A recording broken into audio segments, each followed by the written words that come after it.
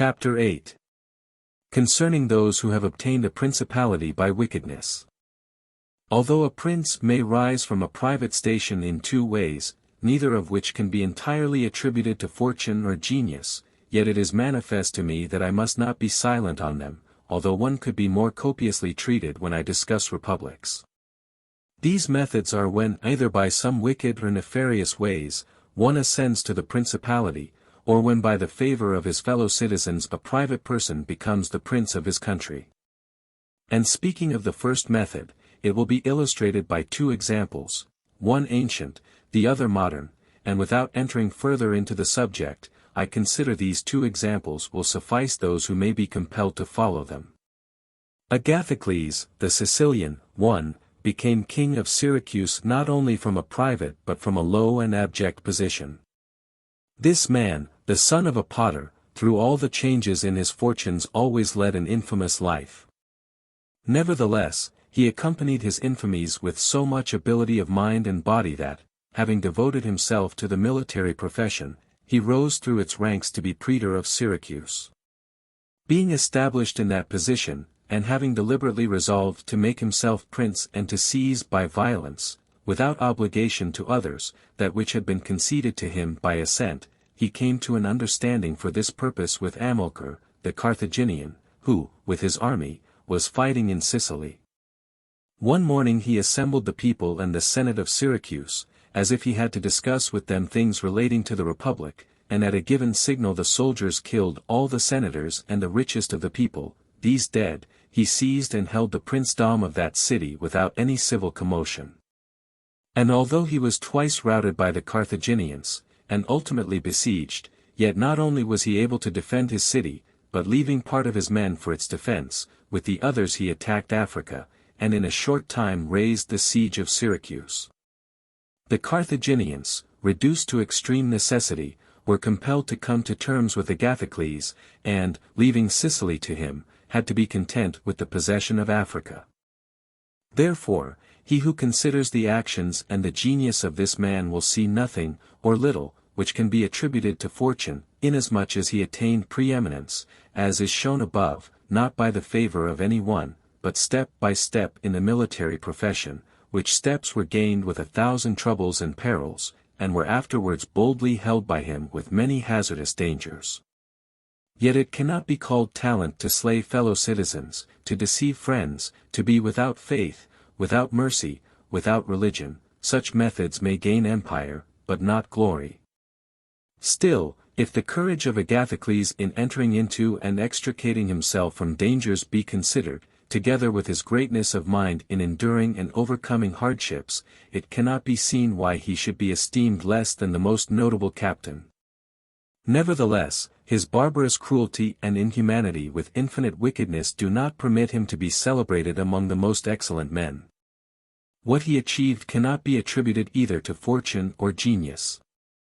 In our times, during the rule of Alexander VI, Oliverado da Fermo, having been left an orphan many years before, was brought up by his maternal uncle, Giovanni Fogliani, and in the early days of his youth sent to fight under Pagolo Vitelli, that, being trained under his discipline, he might attain some high position in the military profession. After Pagolo died, he fought under his brother Vitellozzo, and in a very short time, being endowed with wit and a vigorous body and mind, he became the first man in his profession. But it appearing a paltry thing to serve under others, he resolved, with the aid of some citizens of Fermo, to whom the slavery of their country was dearer than its liberty, and with the help of the Vitelleschi, to seize Fermo. So he wrote to Giovanni Fogliani that, having been away from home for many years, he wished to visit him and his city, and in some measure to look upon his patrimony, and although he had not labored to acquire anything except honor, yet, in order that the citizens should see he had not spent his time in vain, he desired to come honorably, so would be accompanied by 100 horsemen, his friends and retainers, and he entreated Giovanni to arrange that he should be received honorably by the Fermians, all of which would be not only to his honor, but also to that of Giovanni himself, who had brought him up.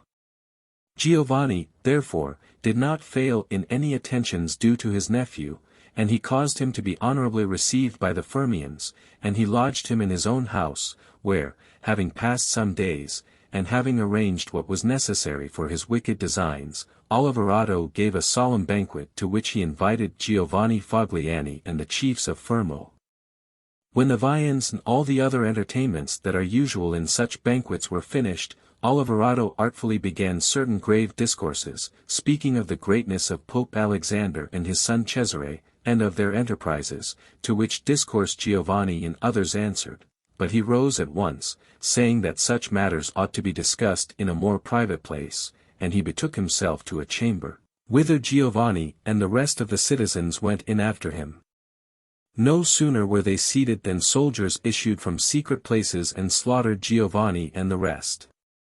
After these murders Oliverato, mounted on horseback, rode up and down the town and besieged the chief magistrate in the palace, so that in fear the people were forced to obey him, and to form a government, of which he made himself the prince. He killed all the malcontents who were able to injure him, and strengthened himself with new civil and military ordinances, in such a way that, in the year during which he held the principality, not only was he secure in the city of Fermo, but he had become formidable to all his neighbors. And his destruction would have been as difficult as that of Agathocles if he had not allowed himself to be overreached by Cesare Borgia, who took him with the Orsini and Vitelli at Sinigalia, as was stated above. Thus 1 year after he had committed this parricide, he was strangled, together with Vitellozzo, whom he had made his leader in valor and wickedness.